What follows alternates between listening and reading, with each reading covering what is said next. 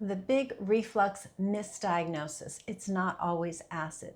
So you can have the heartburn, you can have burning pain, you can have nausea.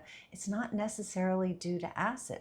And especially if you have a PPI that's not working, you can fall into this category. If you're somebody with Barrett's esophagus, you can fall into this category.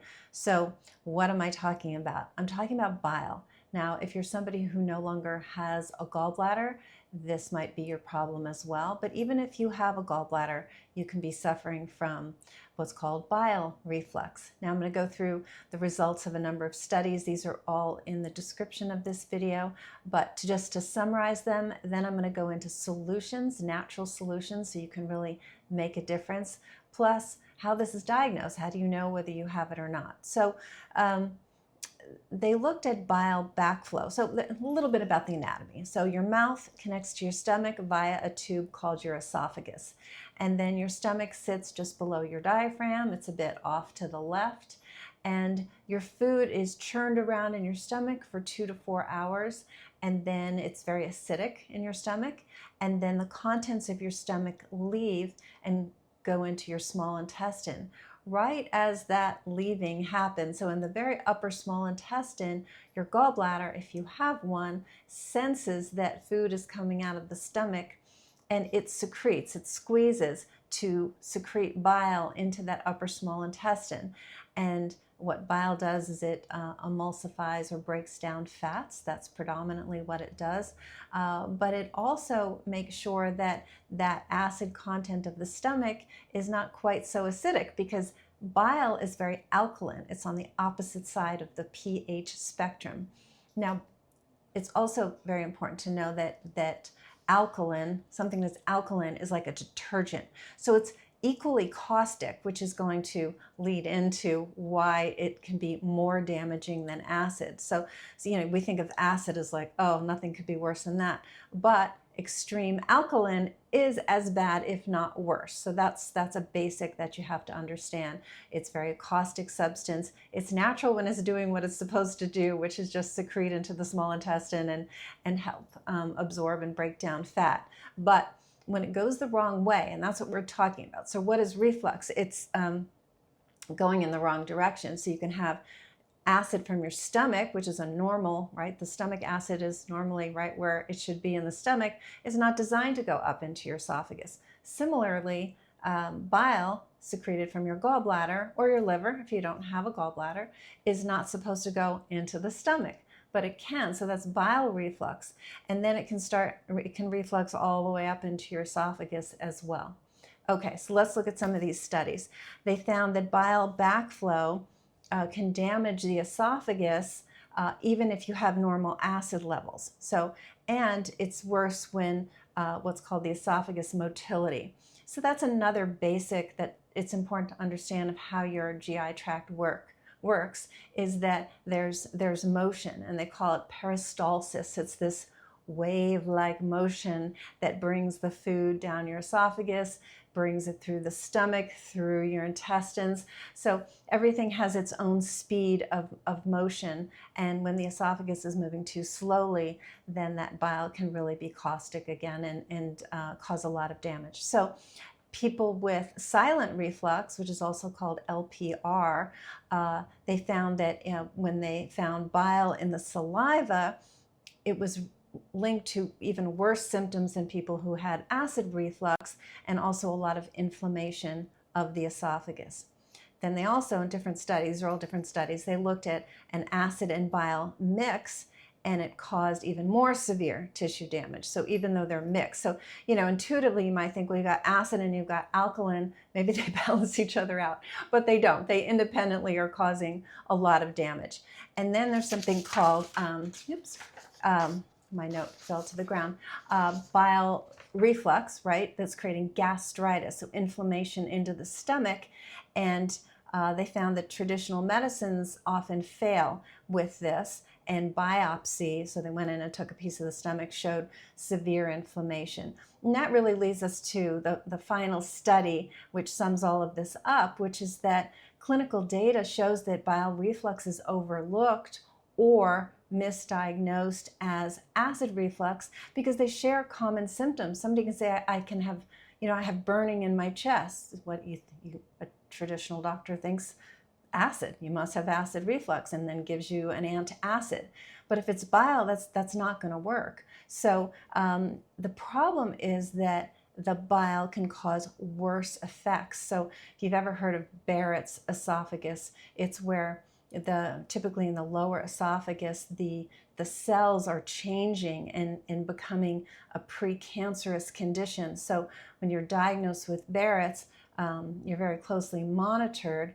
But again, monitored versus doing something about it, all that's being done is to put you on acid-reducing medication. But what they found out is bile can cause Barrett's, and putting you on an acid-reducing medication, that's going to miss the boat, right? So they found that the bile reflux, again, misdiagnosed, overlooked, and can lead to a faster progression of Barrett's than acid reflux. So that's the important thing to know. Okay, so now you're thinking, wow, this could be me. How do I know if I have it? So the test is called a 24-hour impedance pH monitoring. So it's just that. So as I mentioned, you've got acid reflux, acid, bile reflux, very alkaline. So what they do is it's 24 hours, but it's not a bad test. There's no anesthesia involved, so you're not unconscious, and it's very minimally invasive. So there's a catheter, and they described it as the diameter of like a piece of spaghetti. So pretty small, and it's snaked down through your nose, down your throat. Apparently it's not painful at all. It's just a little uncomfortable. And then they leave it there for 24 hours. What you experience, initially your throat is sort of, figuring out what's in me, and it feels a little irritated, but that apparently goes away after a short period of time. The body gets used to it. But you have a little bit of tape right here that's holding on to the catheter at the top because it's through your nose down into your esophagus. And then you're wearing either a little belt or a little backpack that contains the monitoring piece of equipment. So then you go about your day. You do have a little diary of what I felt when, I felt nauseous, I felt pain, I felt whatever it was, and you note the time. And then after 24 hours, but you eat, you drink, you do everything the way you normally do, exercise only lightly, nothing super strenuous. And then you go back 24 hours later, they pull it out, which is just moments. That's easy. And then they assess the pH. So they see, oh, here we did have acid reflux, or no, it's mixed, or it's all bile, and they can tell you. So that's the test. And so that's how you figure it out. Okay, let's go into solutions. And there's 6 of them. And they have a few parts to them. So hang in there. If this is you, hang in there. So first of all, we want to address underlying triggers. And I guess the overall here with the bile reflux is we want to reduce irritation. We want to improve bile quality and flow. We want it flowing. We want to support sphincters. So sphincters are very, very key in acid reflux, bile reflux, hiatal hernia, because these are the valves or doors, if you will, that open and close as we're eating and digesting. You have about 10 to 15 of them. You've got 2 in the esophagus. And what they do is they sense food or drink coming, they open, they sense that, and then they close. But when they close with a downward pressure. So the whole key is that it's a one-directional flow through your digestive tract. Things are not supposed to reflux. They're not supposed to go down, up. They're supposed to just go up, down. And so as these valves close, there's a downward pressure to say, okay, keep going down, don't come back up. And so to enhance the efficacy of these sphincters is very key. And we'll talk about that. So we want to support motility. I was mentioning everything has a motion and a flow and a timing. And so in the stomach, it's 2 to 4 hours. And we want to make sure that things are not sitting there too long. That creates problems. And then we want to break this cycle. It's kind of a vicious cycle of reflux, inflammation, slowing down motion. Okay, so you get the reflux, everything gets inflamed, and then everything slows down. So that's the vicious cycle we're trying to break. Okay, so now we want to start with addressing underlying triggers. So if you have a hiatal hernia, or you have one of these sphincters, especially the lower sphincter, the esophagus, as I mentioned, has two, upper and lower. We want to work on getting better tone of the sphincter, better tone of the diaphragm, again, to help push down, right, to keep things from going in the wrong direction.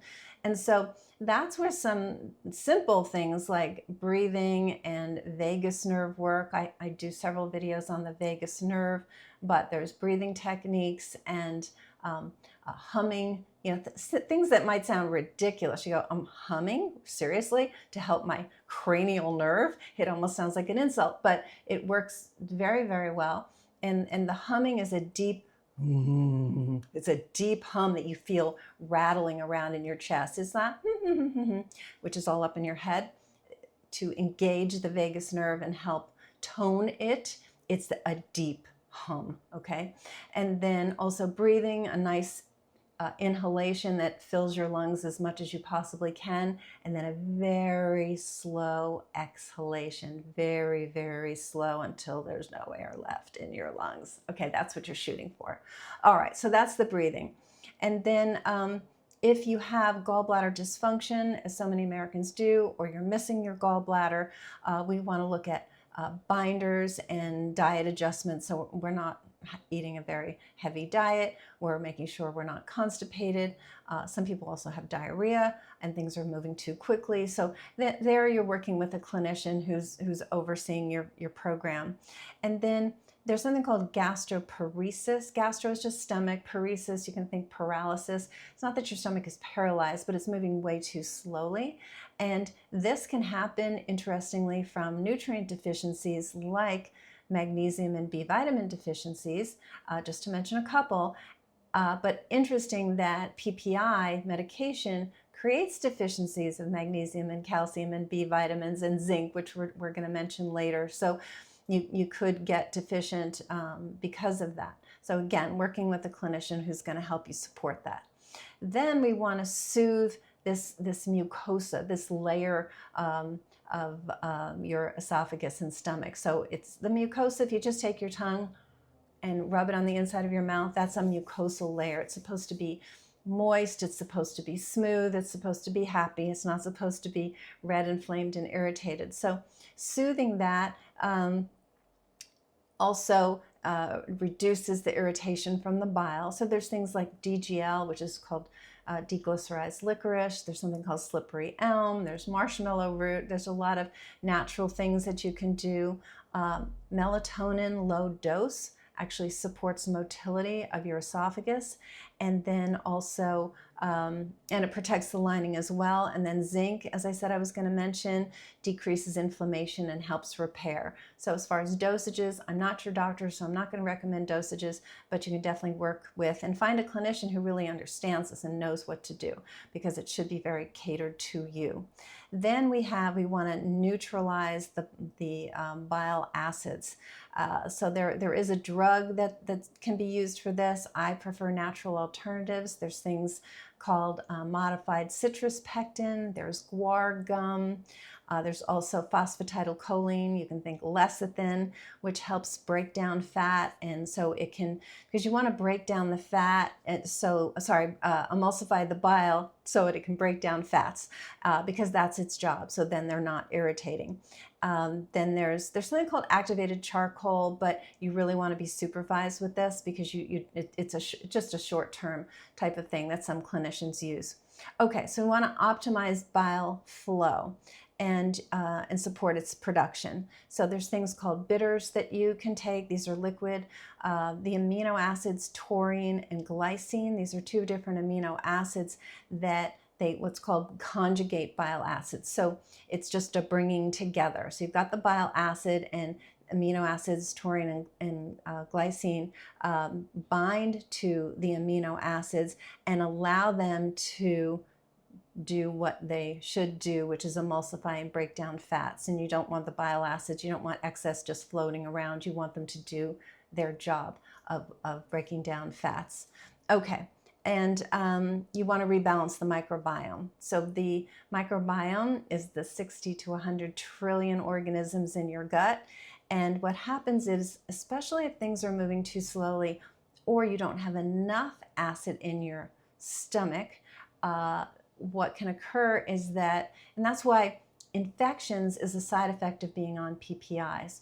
Also, just having lower stomach acid because you're getting older, a side effect of PPIs is infections, because that acid is there for a reason, actually, and that is that when you get little microorganisms in your food, they hit that bag of acid called your stomach, and the acid destroys them. That's its job. One of its jobs, of course, it's doing digestion as well, the acid, but it also, very importantly, kills bad organisms. So if you have decreased acid and then things are moving too slowly through the stomach, then these organisms are happily multiplying and you get small intestinal bacterial overgrowth. That's the beginning of it.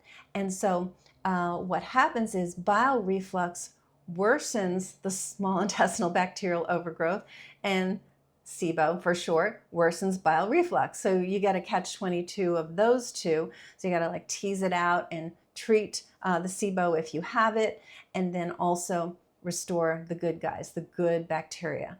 And there's prebiotics, and there's probiotics, and there's postbiotics. So feeding all the good bacteria at the time and afterwards is incredibly important. This tends to more accurately come from testing. I love to test the microbiome so I know exactly who's home, as I like to say, and then treat exactly what we see. There are very safe measures you can take to kind of support based on symptoms, and you can try that or work with a clinician, and if you can do the testing, I think that's ideal if possible.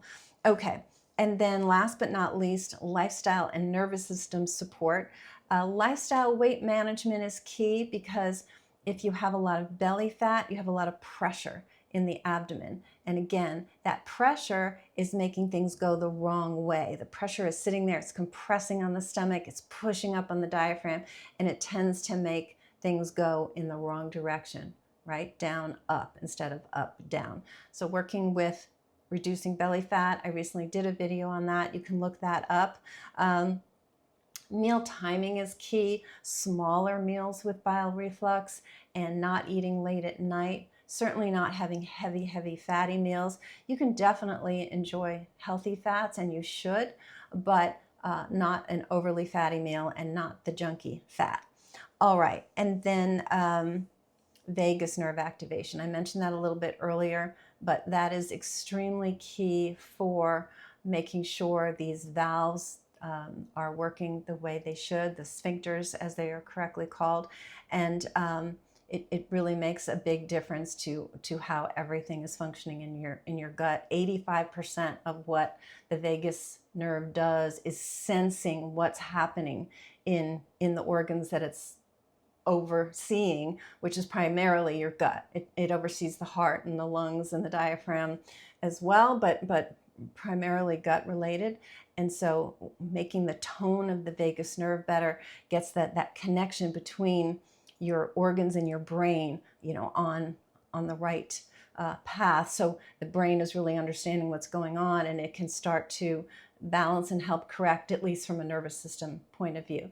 But the diet, it all fits together, because the vagus nerve gets affected by what the gut is doing, and the gut affects the vagus nerve, and back and forth. So there is a lot of interplay here, but it's not, you just tease it out. I mean, the way we do it here is you just sort of tease out what's pertinent for that particular patient. So we can definitely live without a gallbladder, but a lot of times people have sluggish gallbladders even though they still have their gallbladder, or the gallbladder's removed and then the liver has no choice, but the way it's connected is that there's just a steady stream of bile, and that puts you more at risk for bile reflux, but certainly you can have bile reflux even though you have your gallbladder.